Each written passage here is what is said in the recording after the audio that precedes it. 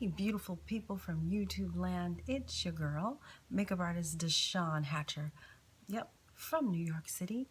And I'm here to help you just be better. And today is a fungus subject. It's called exposure. Whenever I say exposure, that's what I think of, because I feel like it's like a mind melt to newbies, because when you hear the word exposure, it's like I think we all glaze over, like, really? You think I'm gonna get some credit? They know that about us. See, that's the thing when you're new, right? They try anything on you. They try anything on you. I tell you, I have had much tried on me when I was new. Amazing gig. Oh my God, it's so amazing. Oh, it's this, it's star-studded, it's this, it's that. Oh my God, blah, blah, blah, blah. It's gonna go all over the world. All these things. But gee, I can't pay you, but it's all for exposure. It's like, ugh. We can't pay our rent with exposure. So here's the question. Do they cater to the type of clientele that you may want or you have? In other words, you need to know who's reaching out to you, yes? And so what I mean by that is, do your research and do your homework on the company and find out if whatever they're asking of you, is it going to benefit you in terms of their clientele? Here's an example. Let's say that your specialty is you really, really like working with older ladies, like 35 to like 50. Let's just say that. Company calls you up and their demographic is something like 16 to 23. Well, that's not going to be a good fit for you, is it? No matter how much exposure you get, that's not what you do, right? It's just not what you do. It's sort of like asking a special effects makeup artist to suddenly do beauty. It's not what they do. So I want you to think about that.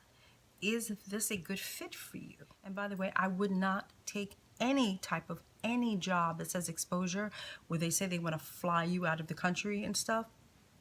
Don't take those jobs. Never leave the States. Never leave where you are.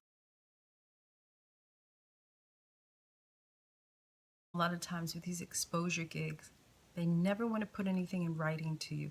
They never want to like solidify whatever was discussed with you with a contract. There's never a contract involved.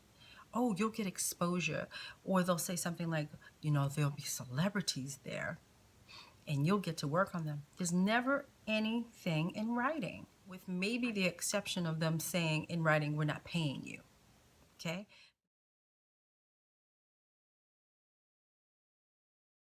But then are they going to promise you that you will be working on this celebrity?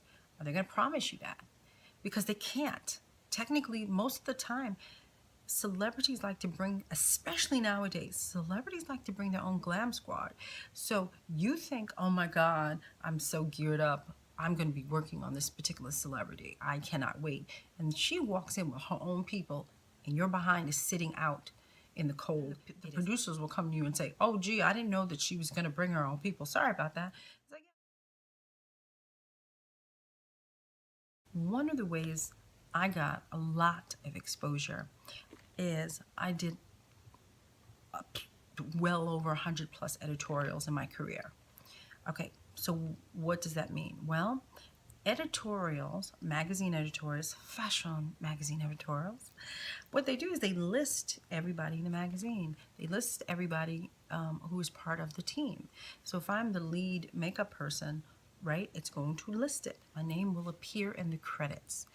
Now, what does that do for you? Well, what that does in terms of editorial credits is that the people in the industry, the people within our industry, are those who read those magazines, right? The power players, the people who produce shoots, the photographers, sometimes other stylists, team members, all of that, they are reading those magazines. That is all of our homework. right? Is to look at as many fashion magazines as you possibly can. So now you have power players looking at these magazines. These are the people that's going to say, oh, DeShawn did that makeup. Oh, that's nice. I've gotten so many calls from people, oh my God, I just saw your work in a magazine. I'd like to hire you for this. I saw your work over here. I'd like to hire you for that. It's all listed. That's how you get your exposure. Obviously, anything that lists your credits, which would be a film project and a television project, that's another way to get exposure, except those credits go by so fast. Click, click, click. You can't. It's hard. It's hard. It's hard to read who does makeup on TV shows. Listen, I've done many TV shows. It's hard to see my name. It's like the back and forth, like, oh my God. So I say that to say, to me, the best way to get exposure is to start working in editorials, in fashion editorials. Your name will be listed, people will see it, and when people are interested in what you do, they will contact you. So, beautiful people, that's my sermon for you beautiful, beautiful makeup artists. And I will be back next week with another video. You know how I feel about it. Comment below. How many exposure gigs have you turned down? Like, subscribe, and share. And I'll see you next week. Bye, everybody.